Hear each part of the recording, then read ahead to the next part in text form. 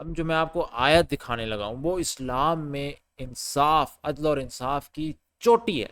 اور اگر آپ کو کوئی اور اسکرپچر، ریلیجس اسکرپچر ملتا ہے جس کے اندر اس جیسی کوئی آیت ہو تو مجھے ضرور کامنٹس میں بتائیں.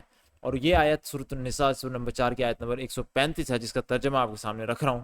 اے لوگو جو ایمان لائے ہو، انصاف کے علم بردار اور خدا واسطے کے گواہ بنو، اگرچہ تمہارے انصاف اور تمہاری گواہی کی زد میں خود تمہاری اپنی ذات پر یا تمہارے والدین اور رشتہ داروں پر ہی کیوں نہ پڑتی ہو. فریق معاملہ خواہ مالدار ہو یا غریب، اللہ تم سے زیادہ ان کا خیر خواہ ہے، لہٰذا اپنی خواہش نفس کی پیروی میں عدل سے باز نہ رہو. اور اگر تم نے لگی پٹی بات کہی یا سچائی سے پہلو بچایا تو جان رکھو کہ جو کچھ تم کرتے ہو اللہ کو اس کی خبر ہے. اب اس میں جو مولانا مودودی نے ایک حاشیہ لگایا، اے لوگو جو ایمان لاؤ انصاف کے علم بردار، اس پر جو حاشیہ لگایا وہ میں آپ کے سامنے پڑھتا ہوں.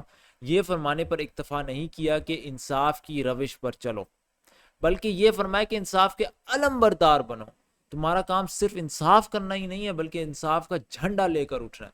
تمہیں اس بات پر کمر بستہ ہونا چاہیے کہ ظلم مٹے اور اس کی جگہ عدل و راستی کا قائم ہو. عدل کو اپنے قیام کے لیے جس سہارے کی ضرورت ہے، مومن ہونے کی حیثیت سے تمہارا مقام یہ ہے کہ وہ سہارا تم بنو. سبحان اللہ، صرف انصاف کرنا نہیں بلکہ اس کا علم بردار بننا. دوسری بات وہ کہتے ہیں اور خدا واسطے کے گواہ بنو. اس پر وہ جو حاشیہ لگاتے ہیں کہتے ہیں یعنی تمہاری گواہی محض خدا کے لیے ہونی چاہیے، کسی کی رو رعایت اس میں نہ ہو، کوئی ذاتی مفاد یا خدا کے سوا کسی کی خوشنودی تمہارے مد نظر نہ ہو. یعنی کہ تمہیں ساتھ کس کا دینا ہے؟ اپنے گھر والوں کا، اپنے دوستوں کا، اپنے خاندان والوں کا نہیں، تمہیں ساتھ دینا ہے حق کا.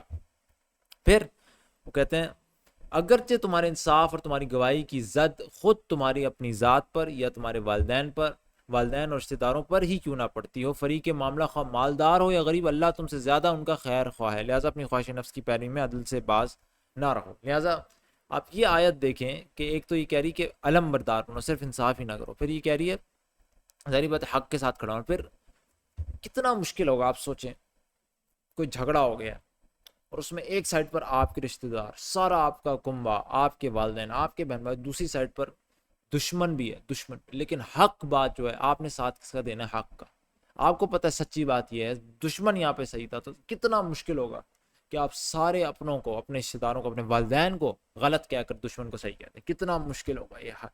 لیکن اسلام اتنا اونچا، اتنا اعلیٰ معیار دیتا ہے. اور اب مجھے آپ لوگ بتائیں کامنٹس کے اندر کہ کوئی اور ریلیجس اسکرپچر ایسا ہے جس میں اس جیسا اعلیٰ معیار انصاف کے لیے دیا گیا.